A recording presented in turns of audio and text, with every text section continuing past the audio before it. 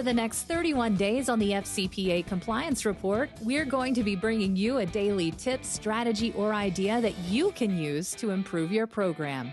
Here's your host, Tom Fox, the Compliance Evangelist. Today, I'm going to do something a little bit different because I've asked my good friend Mike Volkov, the CEO of the Volkov Law Group, to come on and talk about what I think has been the biggest lesson that certainly I have learned this month of 1 month more to a more effective compliance program. And that is that business ventures are different animals than sales agents, commission sales agents, representatives, or people that generally help you sell products on the sales side of things.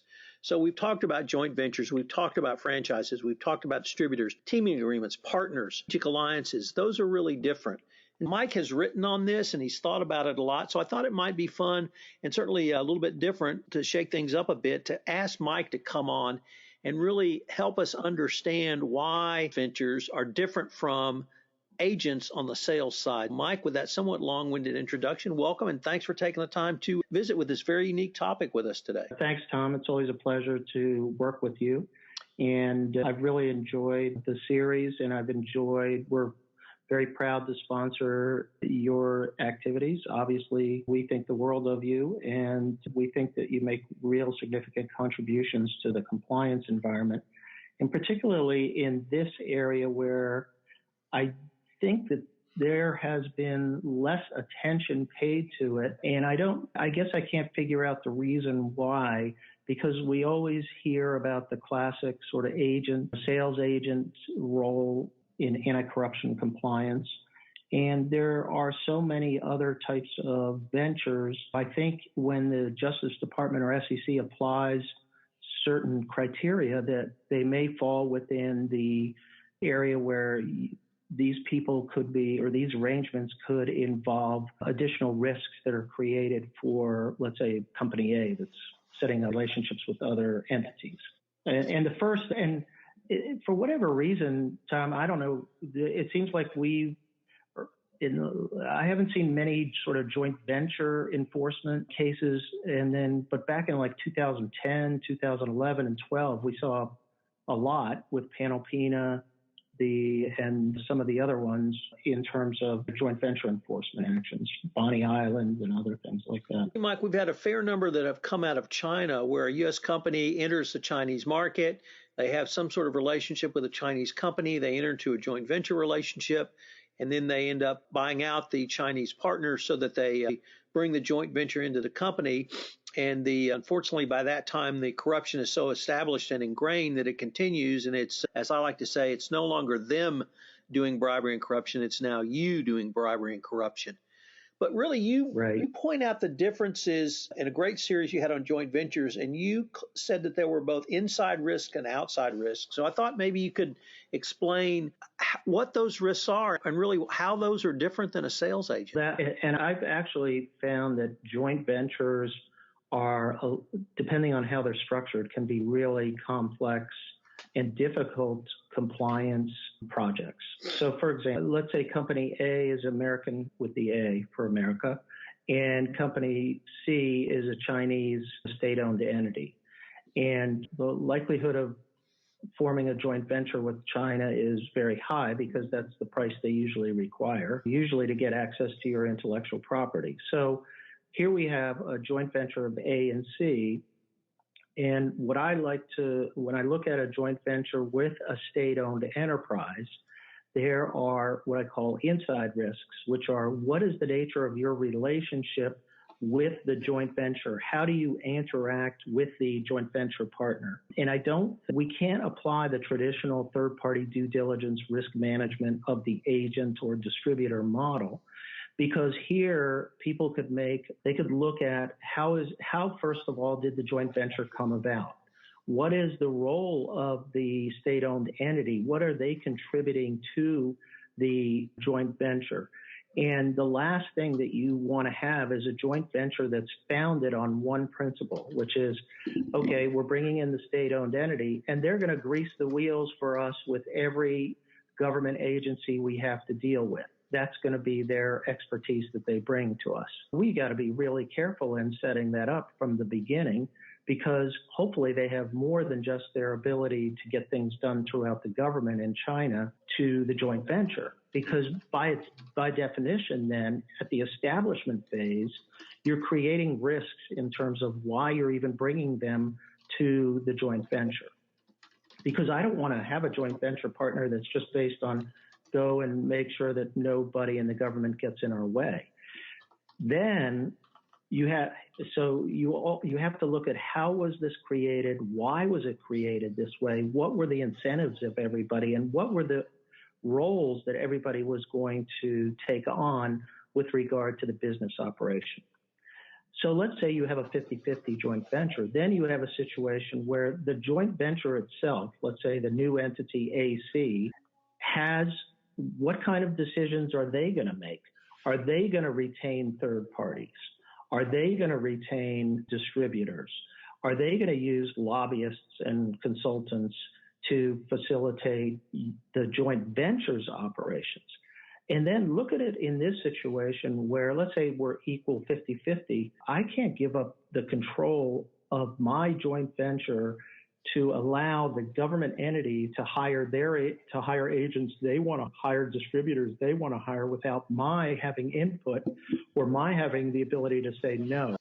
So many of my clients who have joint ventures with high risk and with government entities in high risk countries, one of the things we have really insisted on is that they have, and so they may have 51%, they may have 3 out of 5 management seats on a management board, but I want my client to have control because I don't ever want to cede control to a state-owned entity or to even a high-risk partner who then can make decisions on behalf of the joint venture, because then I get, like I think, your reference early on, I could end up having liability created by my inability to stop certain transactions and allowing them to go on and sticking with the joint venture and not terminating my relationship. So that's a long-winded way of saying this is incredibly high risk that requires more than just third-party risk management strategies, because you need to get into the guts of the business, how it operates and how it's going to operate, and how it was created, and then how is it going to operate. And that's the way I divide this sort of sets of risks. So that's and I think it's really difficult, Tom, because then you run into local restrictions in certain countries where they have to have, the joint venture partner has to have 50% ownership at least. Sometimes they even say 51. Sorry, I didn't mean to cut you off. Yeah, that really hits for me, Mike, what I think is the really big and important distinction between business ventures and third-party sales agents. Certainly, you still have to do your due diligence. You still have to do your background investigation, all of the steps leading up to the contract being signed. But that's where I think it differs, because you have a much bigger governance role in a joint venture, or indeed any other venture, whether that be teaming partner, strategic alliance, right, distributor, franchise relationship. You're going to actually have to govern and be a part of, both in terms of the controls, but also in terms of the contractual rights you have to detect, prevent, and remediate. And that's where I don't think a lot of companies they don't have that baked into their risk management process. That was one of the things that really struck me in doing the research in the podcast series this month. Yeah, that's a really good point, in the sense of, I don't think that we have, I think the controls that I've seen people put in place in joint ventures tend to be very, very immature, in the sense of if there's bribery, we can walk away from the deal. But what about audit rights? What about looking at the books? What if they use the joint venture as a means to funnel bribe payments through it? There's so many risks that I can think of. And to be honest with you, it's hard to address all the permutations in advance. You can't use just the standard reps and warranties that we've seen a million times. You have to get into, how is this business going to operate? Who has control of the money is always critical. And there has to be, by definition, there has to be something that the state-owned entity or the, let's say, Chinese entity is bringing to the table that's got to be of value to the joint venture. Once you see that area of value, then that's an area that becomes a bribery risk because it's going to relate to something that's critical to the operation of the business.